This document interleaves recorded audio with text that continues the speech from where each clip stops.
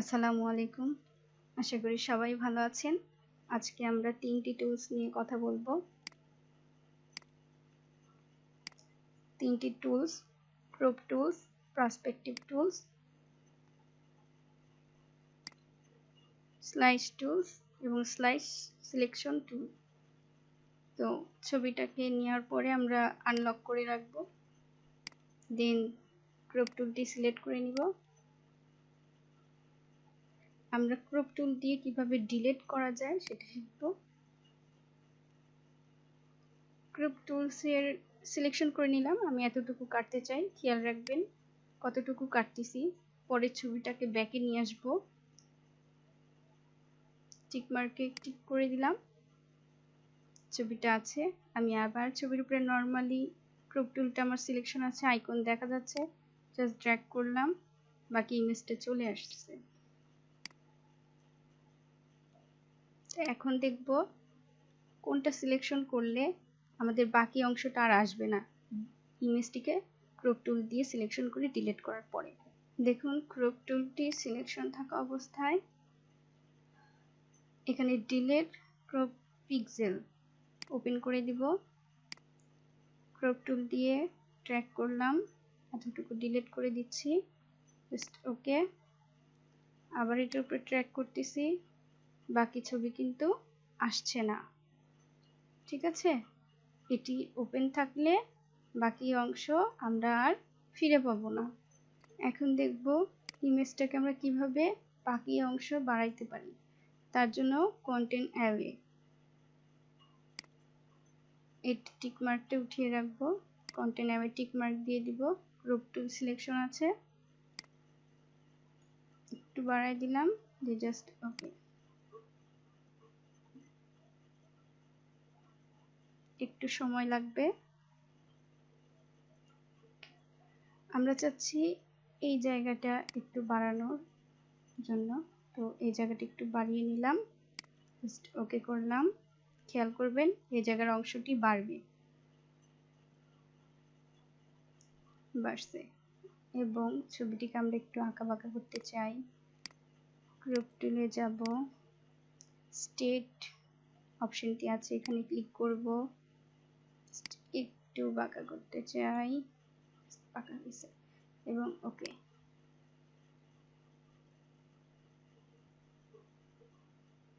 এখন চলুন আমরা পার্সপেক্টিভ টুলে চলে যাই। পার্সপেক্টিভ টুলে কি কি বলতেছে, ওপেন ইমেজ। পার্সপেক্টিভ বলতে একটি ছবিকে বা কোনো দেয়াল বা 3D শেপে বোঝায়। কয়টি অ্যাঙ্গেলে দেখা যায়, 3টি অ্যাঙ্গেলে বা 2টি অ্যাঙ্গেলে। দেখুন এখানে 3টি অ্যাঙ্গেলে দেখা যাচ্ছে, তো তার মধ্যে আমরা এখানকার ছবিগুলোকে পার্সপেক্টিভ অবস্থায় আছে, আমরা পার্সপেক্টিভ কন্ট্রোল প্রেস করে সোজা অবস্থায় ট্র্যাক করে, তো এখান থেকে এটাকে ট্র্যাক মাউসটি দিয়ে সরিয়ে নিচ্ছি।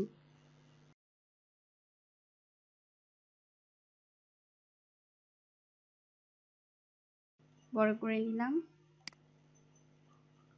Just okay. ঠিক আছে, কন্ট্রোল জেড দিয়ে ব্যাকে আসলাম, এই জায়গাটা দেখব।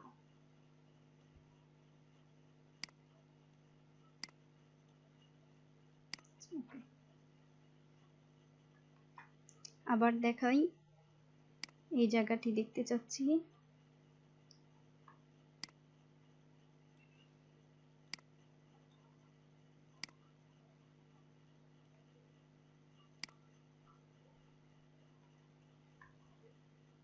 এখন আমরা স্লাইস টুল দিয়ে টুকরো টুকরো করতে চাই।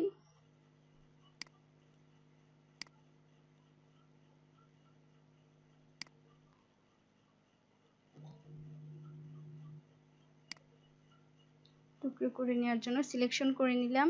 আমাকে একটু এইটা বাড়ানোর দরকার বলে মনে হচ্ছে, তো আমরা স্লাইস টুলের সিলেকশন টুলটাকে নিব, নিয়ে এটাকে একটু এইদিকে সরায় নিব।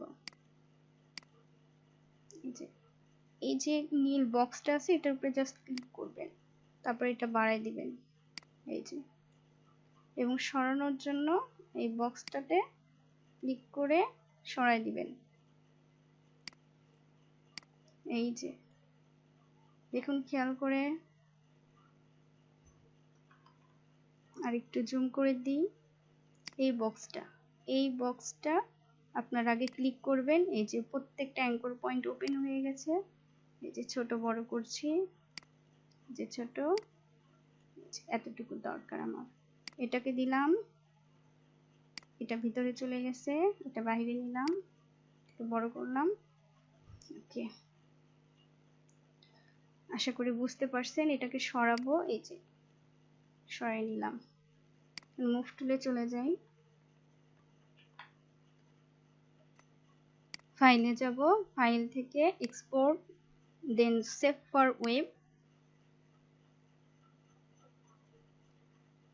আপনাদের এখানে গিফট আকারে থাকলে জেপিজি করে নেবেন, 100% করবেন কোয়ালিটি, দেন সেভ।